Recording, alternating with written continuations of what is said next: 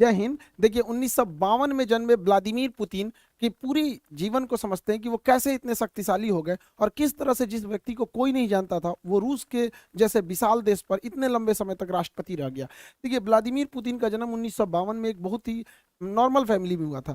इनके पिता सोवियत संघ में एक नेवी में अपनी सेवा देते थे। उस समय नियम था कि हर परिवार के लोगों को सेना में सर्व करना है, जैसे आज इजराइल में है वहां पर, तो ये नेवी में सर्व करते थे। और इनकी माँ एक छोटी सी फैक्ट्री में वर्कर थी। इनका जीवन बहुत ही साधारण परिवार में बीता।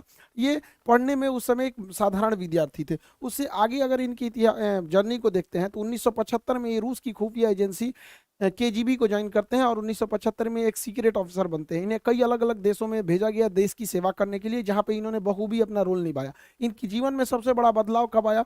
जब 1989 में जर्मनी रूस के खिलाफ होने लगा। जर्मनी में पहले रूस का प्रभाव था, ये जर्मनी और रूस में आधे ही जर्मनी के बीच में एक दीवार चलाई गई थी जिसका नाम था बर्लिन की दीवार। इस साइड का हिस्सा रूस से प्रभावित था और इस साइड का हिस्सा अमेरिका से प्रभावित था। लेकिन जर्मनी में ये जो बर्लिन की दीवार थी ये तोड़ दी गई और पूरा का पूरा जर्मनी जो था वो अब अमेरिका के प्रभाव में जाने लगा था। इस घटना को वहां पे खड़े, वहीं पे ये अंडर कवर एजेंट थे व्लादिमीर पुतिन, उस समय केजीबी के तहत, वो देखते रह गए और देखते देखते ये बर्लिन की दीवार तोड़ दी गई और जिस जर्मनी के आधे हिस्से पर रूस का प्रभाव था, यानी उस समय के यूएसएसआर अर्थात सोवियत संघ का प्रभाव था, वो अब प्रभाव खत्म हो गया और धीरे धीरे आगे और घटनाएं खराब होती गई। रूस की जो उस समय का नेतृत्व था रूस को संभाल नहीं पाया और एक के बाद रूस में क्रांति बढ़ने लगी। और रूस जो था उस समय सोवियत संघ हुआ करता था, पूरा नाम USSR, union of Soviet socialist Republic. इसमें 15 देश होते थे या 15 देश 1991 यानी 1991 में बिखर गए। इसमें से कौन कौन से देश बिखरे? Estonia, Latvia, Lithuania, Ukraine, Moldova, Belarus, Georgia, Armenia, Azerbaijan, Kazakhstan, Kyrgyzstan, Tajikistan, Turkmenistan, Uzbekistan. नक्शा की क्लास में आप सब लोग को याद करा दिए थे। तो अब बच्चों का चीज है ये सब, दुनिया के केंद्र देश कहाँ पे, तो ये तो आप सब लोग को पता ही है। तो टोटल यूएसएसआर 15 भागों में टूट गया, जिसमें सबसे बड़ा भाग जो निकला था वो था रूस, जबकि इसके जितने जो छोटे छोटे देश थे ऐसे 15 देश टूट गए, जिसमें यूक्रेन भी रूस से ही टूटा था 1991 के दशक के समय। उस समय जो रूस के राष्ट्रपति थे मिखाइल गर्बाचोक सबसे लोल राष्ट्रपति रहा था पूरे रूस का। इसने 1989 में अफगानिस्तान में सेना भेजा तालिबान को कंट्रोल करने के लिए, वहीं तालिबान उदय हुआ और फिर वहां से भागना पड़ा, ये उसको भी नहीं कंट्रोल कर पाए।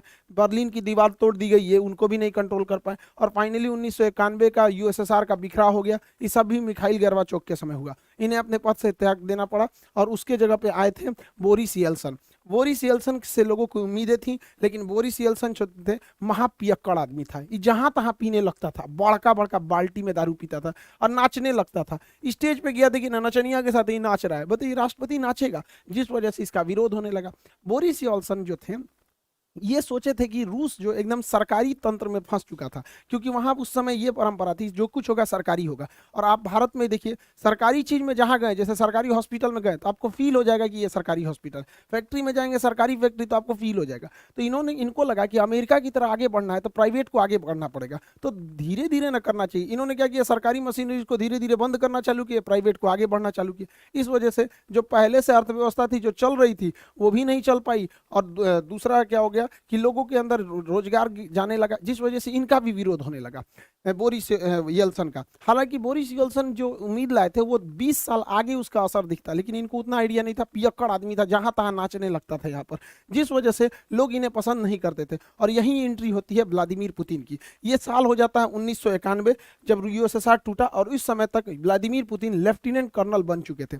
इस समय इनकी जो मुलाकात होती है वो रूस का सबसे बड़ा जो शहर है सेंट पीटर्सबर्ग के मेयर थे एंटोली सोबचक से मुलाकात होती है व्लादिमीर पुतिन की। और ये क्या करते हैं, सोबचक व्लादिमीर पुतिन को सेंट पीटर्सबर्ग का डिप्टी मेयर बना देते हैं। और यहीं से कहानी शुरू होती है व्लादिमीर पुतिन की। जैसे ये डिप्टी मेयर बनता है, इसने वहां के जितने करप्शन थे उस सबको खत्म करने लगता है, व्यवस्थाओं में सुधार लाने लगता है। यह परिवर्तन सड़कों पर दिखने लगती है और सेंट पीटर्सबर्ग जो कि पूरी तरह से रूस का सबसे बड़ा शहर था, वहां से एक नाम उभर के आता है कि एक नाम व्लादिमीर पुतिन, जिसने सबको सुधार दिया, जिससे कि लोग वहां के प्रभावित होते हैं। लेकिन एक शहर पे कितना काम कर दीजिएगा, नेशनल लेवल तक उतना नहीं पहुंच पाता, उन भी 1991 के समय जब मीडिया उतना ज्यादा नहीं था। लेकिन इसकी नज़र जब व्लादिमीर पुतिन की इन कामों की देखते हुए एक बहुत ही उस समय के पावरफुल एडवाइजर हुआ करते थे, राष्ट्रपति के सलाहकार होते थे उस समय, उनका नाम था वेलेंटीना यामासूव। ये वैलेंटीना यामासो जो थे, इनकी एक विशेषता थी कि ये उस समय के जो राष्ट्रपति थे बोरिस येल्सन, उनके ये दामाद थे। तो जिस वजह से आप समझ सकते हैं कि राष्ट्रपति का ही दामाद है तो कितना पहुंच होगा। तो ये जो थे वैलेंटीना यामासोवी, तो वैलेंटीना यामासो जो थे, इन्होंने पुतिन को बुलाया और उनको ने क्या किया कि एडवाइजर रख दिया किसका, बोरिस येल्सन का। इस तरह से पुतिन और बोरिस येल्सन की दोस्ती हो गई। ये एक सलाहकार के तौर पर इनके पास आया और बोरिस येल्सन इन पे बहुत भरोसा करते थे और राष्ट्रपति बोरिस येल्सन पुतिन को हमेशा साथ रखते थे। और धीरे धीरे ये नेशनल लेवल तक ये चेहरा उभरते गया कि करप्शन को खत्म करना, कभी बोल्ड स्टेप्स लेना। इस वजह से पुतिन का कद धीरे धीरे बढ़ता गया। बड़ी बड़ी जिम्मेदारियां बोरिस येल्सन पुतिन को देने लगे। जनता में पुतिन लोकप्रिय होने लगा और इसी दौरान बोरिस येल्सन अपने शराबीपन की वजह से, जहां तहां नाच देने की वजह से अपनी गरिमा को खोते जा रहे थे, जिसे भरपाई करने के लिए 1999 में 1900 इधर भारत में कारगिल की लड़ाई चल रही थी और उस समय 1999 में रूस का प्रधानमंत्री बनाया गया व्लादिमीर पुतिन को। वहां पे प्रधानमंत्री को ज्यादा पावर नहीं है, वहां सारा पावर राष्ट्रपति को, और राष्ट्रपति थे बोरिस येल्सन। तो यहाँ से एक नेशनल लेवल तक पहचान बन गई पुतिन की। लेकिन पुतिन बहुत ही महत्वाकांक्षी था। वह सोचता था कि हम आगे प्रधानमंत्री से राष्ट्रपति कैसे बनेंगे, क्योंकि वहां सारा पावर राष्ट्रपति के पास था। इसने दिमाग लगाया। रूस का जो ये वाला एरिया है, नीचे का एरिया, रूस इतनी तो पूरा बड़ा है, मॉस्को से नीचे का ये एरिया है, इसका नाम है चेचन्या। ये चेचन्या जो था ये रूस से टूटना चाहता था, क्योंकि 1991 में 15 देश टूटे थे, तो चेचन्या कहता था हम भी टूटना चाहते हैं। तो रूस ने ये व्लादिमीर पुतिन, चूंकि ये खुफिया एजेंट था, इसने दिमाग लगाया। उसने कहा कि एक काम करते हैं, इन्हीं को फंसा देते हैं। इसने मॉस्को में बम ब्लास्ट कराना चालू किया। ध्यान से समझिएगा, यह बम ब्लास्ट खुद पुतिन करा रहा था, जो खुद उस देश का प्रधानमंत्री, और इल्जाम लगा दिया किस पर, चेचन्या पे, कि चेचन्या के लोगों ने ब्लास्ट कराया है। और ये अगस्त से सितंबर 1999 तक धड़ाधड़ रूस में जहां तहां बम फूट रहे थे। इधर भारत में 1999 में कारगिल हो रहा था, अटल बिहारी वाजपेयी थे, और देखते देखते एक महीना अगस्त से सितंबर 1999 में रूस के शहर मॉस्को, राजधानी मॉस्को में धड़ाधड़ सीरियल ब्लास्ट होने लगे। इस ब्लास्ट में कहीं 10 आदमी मारा जाता है, कहीं 2 आदमी मारा जाता है। ऐसे करते करते मॉस्को में मरने वालों की संख्या 300 हो गई, जिस वजह से भयंकर बवाल हो गया। रूस के लोग अब चेचन्या को देखना नहीं चाहते थे, वो चाहते थे चेचन्या रात से एकदम तबाही किया जाए।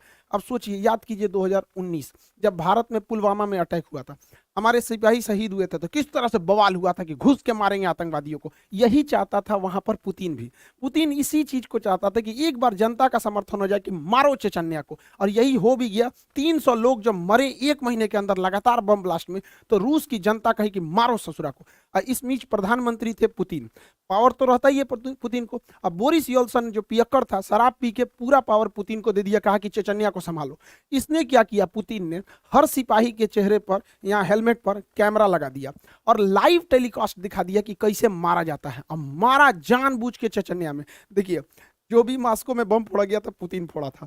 ये बात एकदम क्लियर है कि पुतिन फोड़ा था, और उसी ने घुस घुस के मारा चेचन्या में। वहां के लोगों को तो रियलिटी पता नहीं थी और पूरा लाइव दिखाया जा रहा था। ध्वस्त कर दिया पूरी तरह चेचन्या को, और वहां के लोगों को, भाई उनको लगा कि हमने बदला लिया है यहाँ पर, और 80,000 लोगों को मार दिया पुतिन। सोचिए कितना खतरनाक है ये पुतिन। 80,000 चेचन्या के लोगों को मार दिया, खुद ब्लास्ट कराया मॉस्को में, इल्जाम लगाया चेचन्या पे, और घूस के मारा 80,000 लोगों का। पूरा टीवी पे लाइव टेलीकास्ट दिखाया। इससे क्या हुआ कि पूरी दुनिया, पूरे रूस के लोगों ने देखा कि जो उनके घर में 300 को मारा है, पुतिन ने घुस के 80,000 को मारा है। ऐसा नेता होना चाहिए यहाँ पर। पुतिन की रेटिंग एकदम हीरो की हो गई। तो 1999 में जो पुतिन प्रधानमंत्री था, वो राष्ट्रपति से भी ज्यादा फेमस होने लगा, और बोरिस येल्सन पे भ्रष्टाचार के आरोप लगने लगे। और इसी बीच सन 2000 में पहली बार राष्ट्रपति चुनाव जीत गया पुतिन। पुतिन का सपना पूरा हो गया। रूस जैसे बड़े देश की पूरी सत्ता अब पुतिन के हाथ में थी। पुतिन सन 2000 में चुनाव जीते, और 2000 में जब चुनाव जीते तो रूस के संविधान के हिसाब से कोई भी व्यक्ति लगातार 2 बार तक प्रधान राष्ट्रपति ही बन सकता है, 2 बार से ज्यादा लगातार नहीं बन सकता है। तो पहला शर्त ये था रूस के संविधान का। रूस के संविधान का दूसरा शर्त ये कहता था कि कोई भी व्यक्ति प्रधानमंत्री, राष्ट्रपति का जो कार्यकाल रहेगा वो 4 साल का रहेगा। जैसे भारत में 5 साल का है, लेकिन रूस में 4 साल का है। अमेरिका में भी 4 साल का ही होता है, वहां का भी राष्ट्रपति का 4 साल होता है। तो पुतिन राष्ट्रपति बने सन 2000 से 2004 के लिए। इस दौरान इनको पता था कि हमारा जो पहला टेन्योर है वो 4 साल का है, इसमें अच्छा काम करना है। तो इन्होंने क्या किया, सन 2000 से 2004 के बीच में अपने मन मुताबिक अधिकारियों की नियुक्ति किया। अब चूंकि ये खुफिया एजेंट थे इसलिए इनको हर जानकारी थी, और पूरी तरह से अपने मन मुताबिक पूरे मंत्रिमंडल को बैठाया और क्रेमलिन पर अपना दबदबा मजबूत किया। जैसे भारत में संसद होता है, अमेरिका में व्हाइट हाउस होता है, उसी तरह रूस में क्रेमलिन होता है, यहीं पे राष्ट्रपति रहते हैं, और पूरा दबदबा बनाया अधिकारियों के बीच में, और जबरदस्त काम किया अपने पहले टेन्योर में।